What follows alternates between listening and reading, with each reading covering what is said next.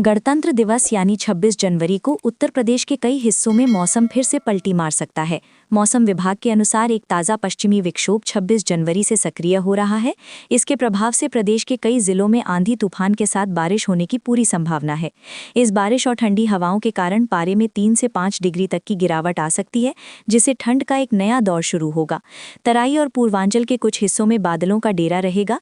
अयोध्या, बस्ती, सीतापुर, श्रावस्ती, बहराइच, बलरामपुर, लखीमपुर खीरी, हरदोई और सिद्धार्थनगर में हल्की बूंदाबांदी हो सकती है।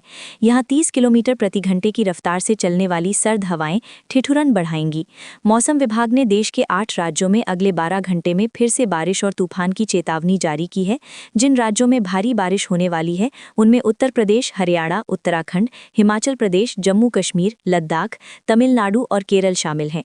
इस दौरान 55 से 60 किलोमीटर प्रति घंटे की रफ्तार से तेज हवाएं भी चल सकती हैं। लोगों को इस दौरान विशेष रूप से सावधान रहने की जरूरत है।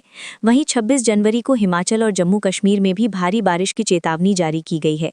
हिमाचल में शनिवार को एक बार फिर बारिश का अलर्ट जारी किया गया है।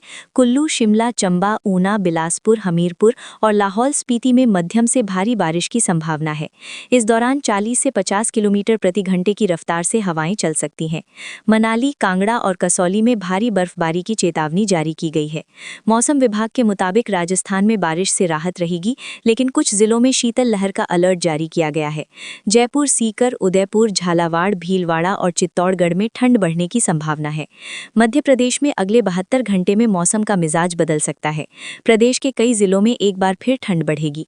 पंचमढ़ी, शहडोल, खजुराहो, ग्वालियर, श्योपुर, दतिया, निवाड़ी और टीकमगढ़ में तापमान गिर सकता है। दिल्ली, उत्तर प्रदेश, राजस्थान और बिहार समेत कई राज्यों में सर्दी का नया दौर शुरू होने के संकेत हैं। राजधानी दिल्ली में आसमान में बादल छाए रह सकते हैं। सुबह हल्की धुंध देखने को मिल सकती है और 10 से 20 किलोमीटर प्रति घंटे की रफ्तार से ठंडी हवाएं चलेंगी। आईएमडी के अनुसार अगले 12 घंटे में ये सिस्टम काफी सक्रिय रहेगा।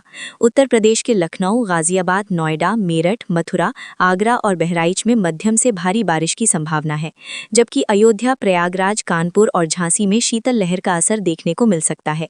बारिश के बाद तापमान में और गिरावट आ सकती है। आईएमडी का कहना है कि ये मौसम प्रणाली बेहद सक्रिय है। तेज हवाएं, ओलावृष्टि, भारी बारिश और बर्फबारी से जनजीवन प्रभावित हो सकता है। लोगों को मौसम अपडेट पर नजर रखने और यात्रा से पहले जानकारी लेने की सलाह दी गई है। कुल मिलाकर बारिश के बाद ठंड ने जोर पकड़ लिया है और आने वाले दिन मौसम के लिहाज से बेहद अहम रहने वाले हैं। पिछले पश्चिमी विक्षोभ के कमजोर पड़ने के बाद भले ही कुछ राहत मिली हो, लेकिन अब उत्तर पश्चिमी हवाओं ने सर्दी को फिर से तेज कर दिया है। 15 से 35 किलोमीटर प्रति घंटे की रफ्तार से चलने वाली हवाएं न्यूनतम तापमान को तेजी से नीचे खींच रही हैं। आईएमडी के मुताबिक अगले 3 दिनों में कई शहरों में तापमान 3 से 5 डिग्री तक गिर सकता है। इसके साथ ही घना कोहरा और पहाड़ों में दोबारा सक्रिय पश्चिमी विक्षोभ हालात को और गंभीर बना सकता है। पंजाब, हरियाणा और उत्तर राजस्थान में घने कोहरे का अलर्ट जारी किया गया है।